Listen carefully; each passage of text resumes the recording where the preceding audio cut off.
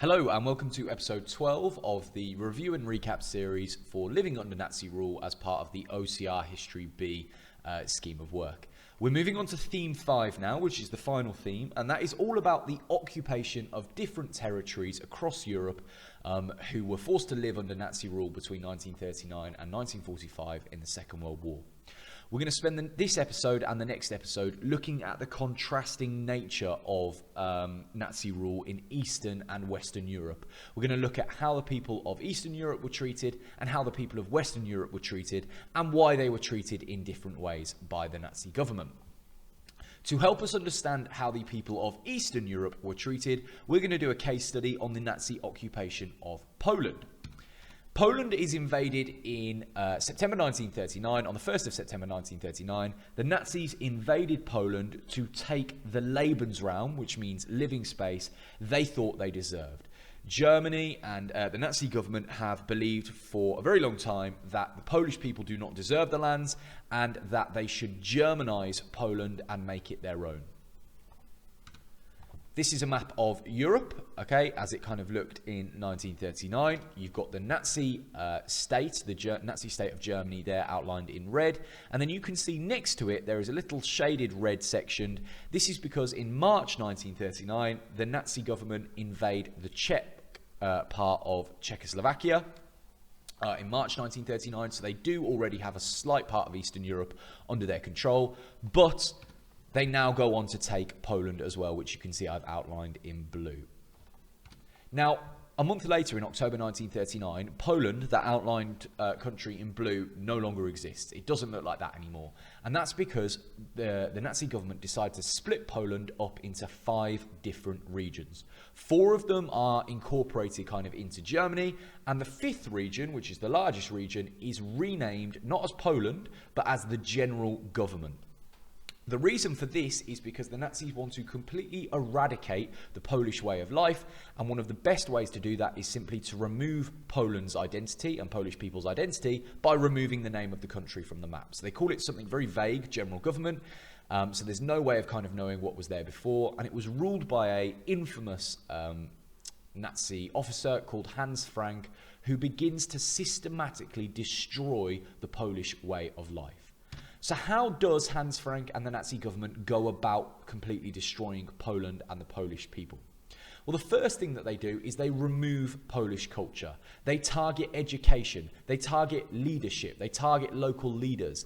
And around 30,000 of the most talented Polish people are arrested. They round up teachers, doctors, lawyers, judges, artists, musicians. They round these people up because these people are sort of symbolic of Polish culture. They have power in Polish society. So by removing these people, you help remove the voice of the Polish people. So that's the first step. They get rid of the most talented people in Poland. The second step is removing Slavic Polish people. Slavic Polish people are those considered to be sort of from the east of Europe, and the reason that the Nazis target these people is because they are considered racially inferior. They are considered non-Aryan. And about 1.9 million non-Jewish citizens were murdered by the SS and the Wehrmacht. So 1.9 million people who weren't Jewish were murdered simply because of their Polish heritage. You then get the Nazis start to target other groups of Polish people. Between 1939 and 1945, 1.5 million Polish people are sent to Germany to do forced labour. This is because Germany has a severe labour shortage gap created by the fact that lots of their workers have gone off to fight in the Wehrmacht, so therefore they need to replenish their workforce. And whilst these Polish workers are sent to Germany, there is a set of laws called the Polish Decrees, which are passed by the Nazi government, and this gave rules to the Polish people living in Germany completing forced labour. They were given less pay, they were publicly humiliated and beaten, and they were also forced to wear a P on their armband as a way of identifying them as Polish workers rather than German workers. Lastly, you also get the removal of the Jewish Polish population. 3.5 million Jewish people in Poland are ghettoized. This means that they are placed in cordoned off areas of a city, and they are forced to live behind barbed wire fences and kept in there by German guards, whether it belonged to the Wehrmacht or the SS. They were kept in there, and they were forced to live in these horrendous conditions. You would often get dozens of people having to live in one small room or one small apartment. Starvation was a massive issue. There was a complete lack of medical care in there. Disease spread very rapidly in these ghettos. And it was a way of keeping the Jewish population sort of cordoned off and kept in one part of the city. Periodically, the Jewish Polish people in these ghettos were also sent to death camps, and around 3 million Polish people were murdered in these death camps.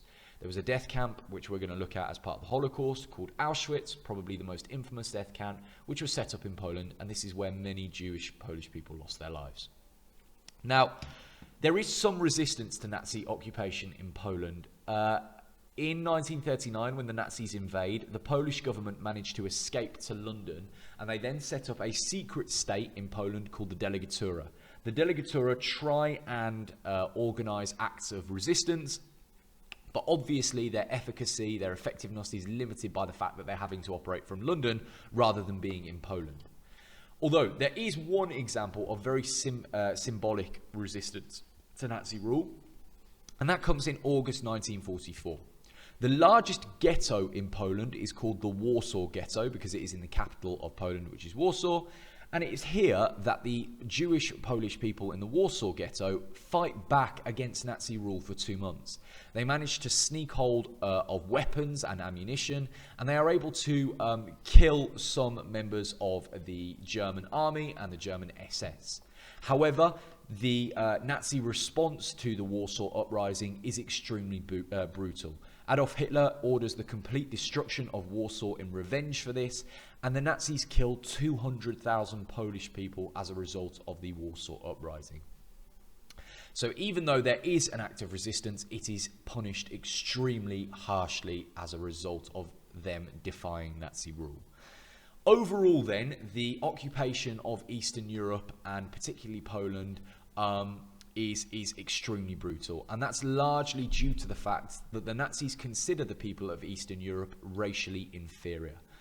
The Holocaust particularly targets, of course, Jewish people, but there are also millions of ethnic Eastern European people murdered because they are considered non-Aryan. Poland is just one example of this.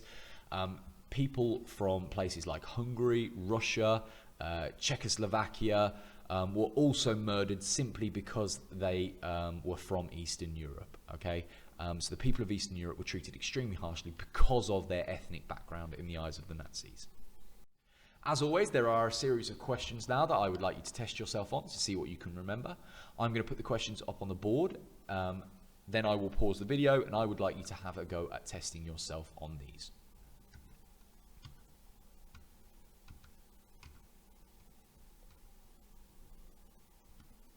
There are now 8 questions. Pause the video, please, and have a go at seeing what you can remember from these. And I will see you in the next video. Thank you for watching.